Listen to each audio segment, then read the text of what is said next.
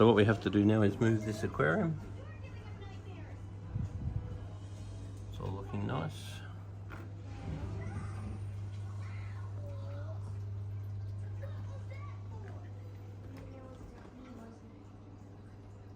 When you're moving an aquarium, having very clear, strong tubs is probably not a bad idea, because assuming that the weather is acceptable and you don't require the installation of the foam boxes, if we put our fish in a clear container like this, it would mean that we can more easily monitor the fish to see if they're struggling.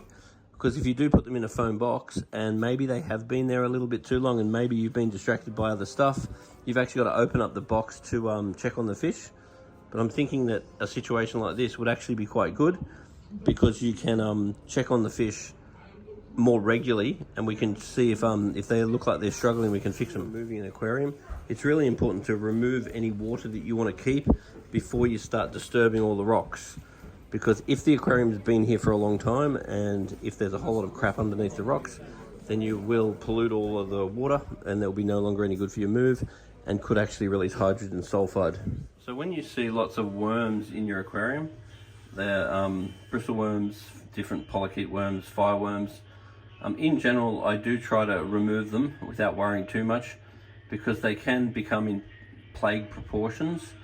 The other thing is that I've been moving aquariums probably every week since 1999, and every week I always get stung by these bloody things, and they sting you when your skin goes hard. And every week I say next week I'll wear gloves, but I'm so dumb I never manage to wear gloves. The other thing is, when you're moving these aquariums, also be aware that a lot of them have got top-up systems and sumps in the back, so you need to make sure all of that's empty before you go moving the aquarium, otherwise you'll bust your balls for nothing. Don't keep your chiller in a closed cupboard like this, because the chiller has to breathe, and with every chiller you'll find some air filters, so that air filter looks really dirty. So it's really important that you can easily access the air filter to clean.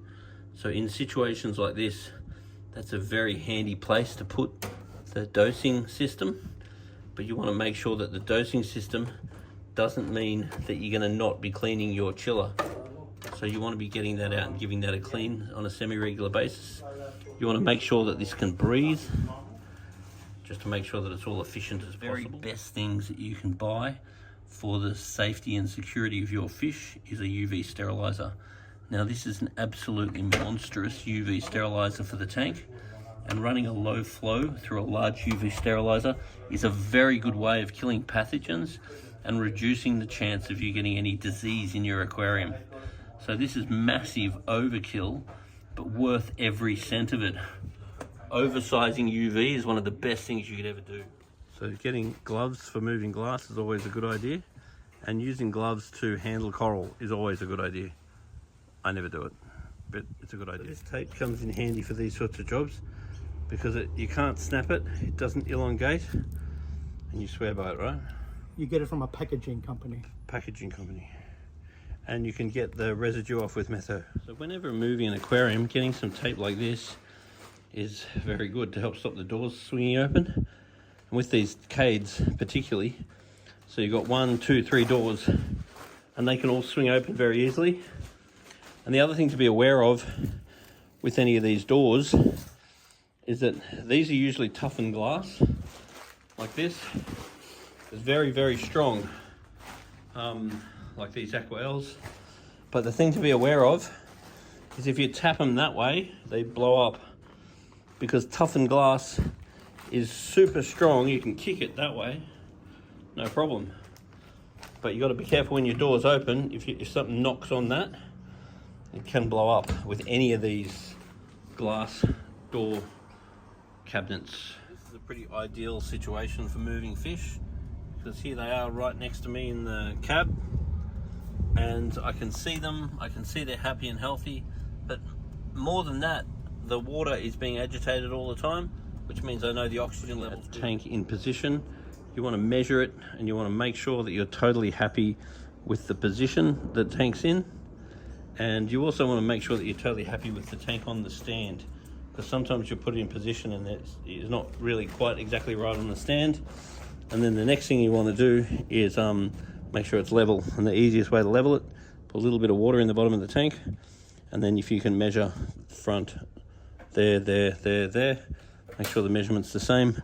Because a lot of these tanks now come with legs that you can actually screw in order to make sure the tank's level. So they do, Cade do, and that's becoming quite popular. Leveling a tank, particularly if the tank's got no center bridge or bracing, the tank must be flat, because if it's not leveled properly, then the chance of leaking is much higher. So what we're doing at the moment is just playing around with the leveling of the tank. We can use the spanner to adjust the legs, because the legs are adjustable. But what we really want to do is you put your hand on the tank and you give it a shake. And if the tank has a shake in it, then you're in trouble, because that means there's high points, and that means it is possible that you could crack your glass. If there's no high points and your tank's not level, that increases the chance of the tank leaking, because silicon is super strong that way, but it's not so strong that way. That's why you need your tank to really sit flat to make sure that the silicon is not getting pulled shear.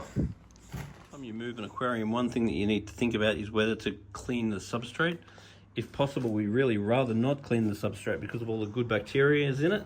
Now, if you've only got a thin amount of substrate like this, it's much better because there's less chance of hydrogen sulfide. But this tank has been pretty well looked after, and the substrate's fairly clean. So I've decided not to clean it. If the substrate was really black, then you would have to clean it. But every time you move an aquarium, this is about the best thing you could use. This is polyfilter, and what polyfilter will do is adsorb and absorb anything impure out of the water, including gases like hydrogen sulfide that can build up in your substrate. So what I'm doing at the moment is using some polyfilter to pour my water onto, and that helps not disturb the sand. Also, the polyfilter is helping to remove any gases that may have been from the gravel during this move. Very good UV sterilizer. It's very oversized for the tank, which I'm a huge fan of. But one thing to be very aware of with the installation of a protein skimmer, a UV sterilizer, is that the water comes in, it goes into the chiller, and then at the moment it's going into the bottom of the UV. You never want that to happen. You actually want it to go into the top of the UV and then down to the bottom and then out, because the UV itself has to stay full of water. So it's better if you lie it down or do it in any way that it can't siphon out. Now, because that's such a big UV and it's much higher than the sump, it does mean that if that's to run while it's there, if the pump's not on, that will the UV running without the water in it will damage the pump. As is common, when you move an aquarium like this one, you do lose a fair bit of visibility, because what you're actually trying to do is keep a lot of the good bacteria alive, and obviously that means not washing your sand too well and just trying to make sure that the good bacteria that was keeping the tank alive, it makes it into the new tank. What you don't want to go doing is hosing out all your filter material, and if possible, not hosing your sand out. If your sand's really dirty, then sometimes you do have to do it or replace it. But what's happening now is we've put some live rock in the tank, but visibility is not too great. So now what we need to do is keep an eye on the tank and get the corals into the reefs. So wherever we think we can place the corals. Now I, in this case, am going to recommend that photos are taken on a regular basis, and then I can instruct how the corals are going and where to position them according to the photos that I see.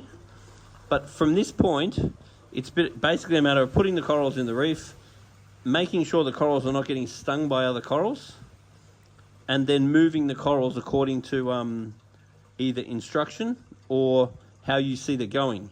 Now, so once the tank's quite established, then you normally work off about a 3-week rule. And a 3-week rule basically means you put some corals in the tank, you see how they all look for a few weeks, and then if some of them aren't as happy as you would like, then you consider moving them.